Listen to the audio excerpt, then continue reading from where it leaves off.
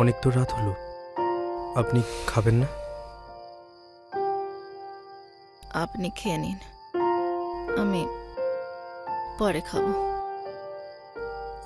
আচ্ছা, আপনার কি শরীর খারাপ করছে? আচ্ছা, বলছি এই নেশার জিনিসগুলো কোনোভাবে ছাড়া যায় না? না,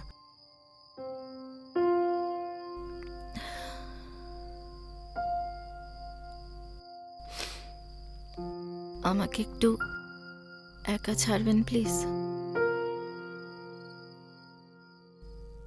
দুঃখিত।